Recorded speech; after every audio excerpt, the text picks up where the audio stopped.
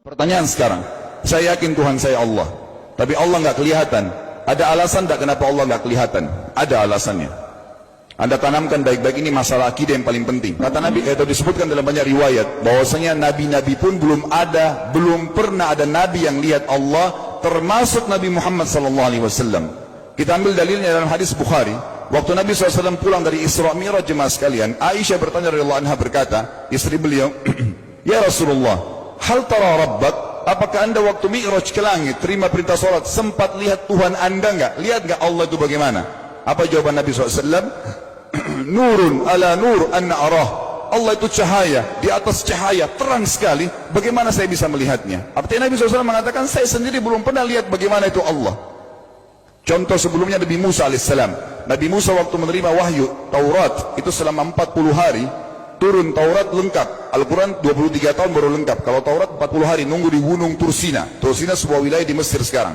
Itu banyak gunung-gunung batu, ada satu gunung batu yang tinggi, Nabi Musa nunggu di situ. Setiap hari Jibril datang turunin surah, turunin ayat gitu.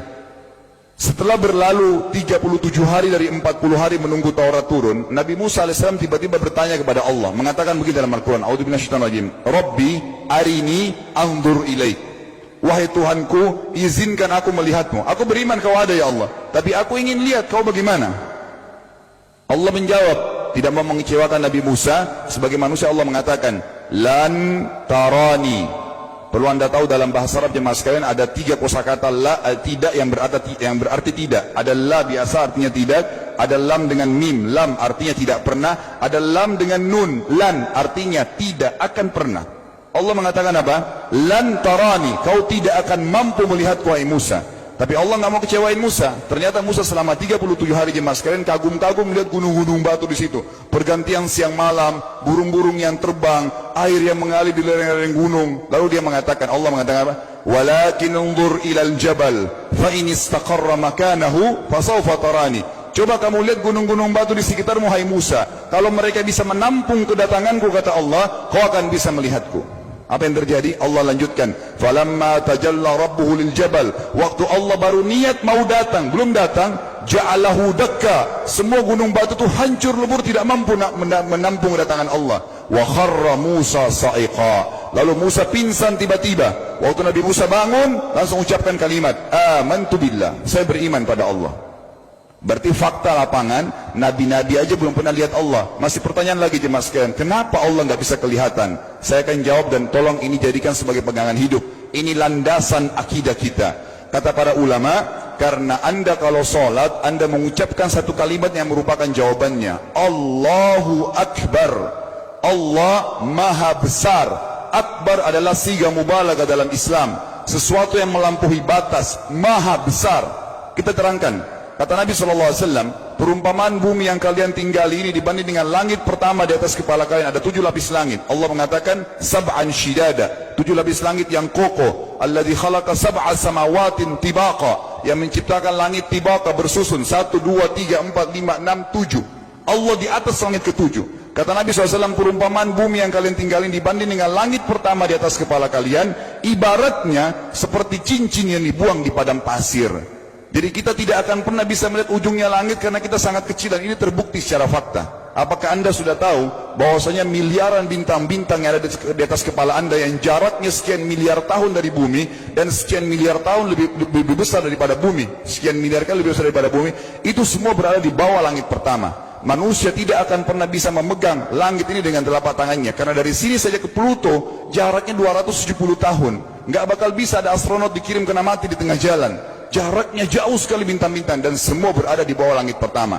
Kata Nabi SAW, di atasnya ada langit kedua besarnya, digabung antara bumi sama langit pertama seperti cincin dibuang di padang pasir.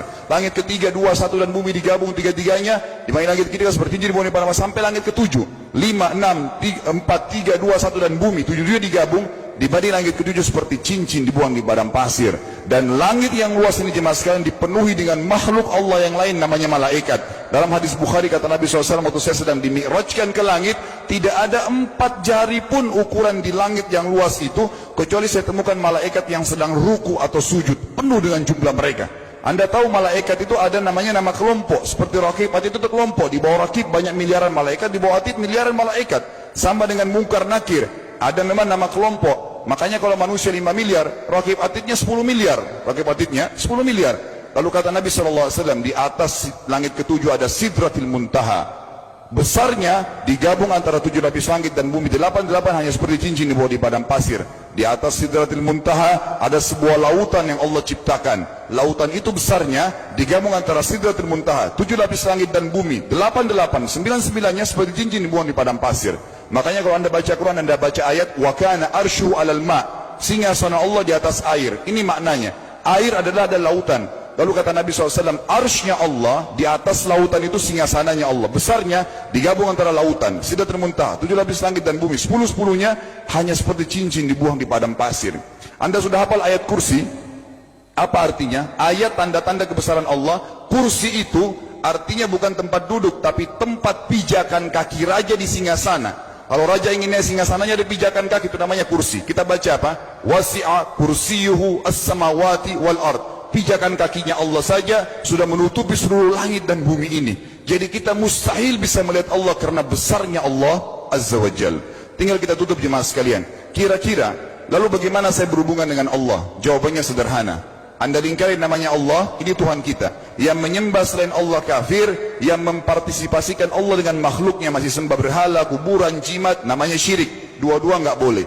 Untuk berhubungan dengan Allah yang tidak kelihatan dengan mata kita ini, tapi kita bisa rasakan keberadaannya, cuman satu cara. Di bawahnya lingkarin ibadah, salat, puasa, zakat, haji, takziah, ziarah kubur, semua ini adalah rangkaian ibadah untuk berhubungan dengan Allah. Semua ibadah ini jemaah sekalian harus seperti yang Allah mau, bukan yang Anda mau. Ini penting. Karena kalau tidak seperti yang Allah mau, Allah tidak terima. Bagaimana caranya supaya bisa seperti yang Allah mau? Ikuti buku pedomannya. Ada Al-Quran, ada Sunnah. Yang beribadah keluar dari 2 pedoman wahyu ini tidak akan diterima oleh Allah. Seperti Anda kalau kerja di perusahaan, pimpinan perusahaan kasih peraturan, Senin pakai baju kuning, Selasa baju hijau, Rabu pakai baju hitam. Datang jam 7, keluar jam 5 sore. Ternyata Anda tidak. Hari Senin Anda pakai baju yang hari Rabu, datangnya jam 9, keluar jam 2 siang. Dikeluarkan oleh pimpinan atasannya. Itu baru peraturan manusia. Bagaimana dengan peraturan Allah Azza wa Jal? Maka kita simpulkan semua jemaah sekalian adalah, yakinlah Tuhan Anda Allah ada, satu-satunya Tuhan. Kalau Anda sedang sakit, yang ciptakan Anda Allah, yang ciptakan penyakit Allah, yang menciptakan kesembuhannya Allah. Kalau kita sedang musibah sama, kalau kita sudah senang juga sama. Semoga Allah SWT menjadikan kita orang-orang yang senantiasa beriman padanya, dan juga selalu bertumbuh dalam keimanan tersebut serta mengikuti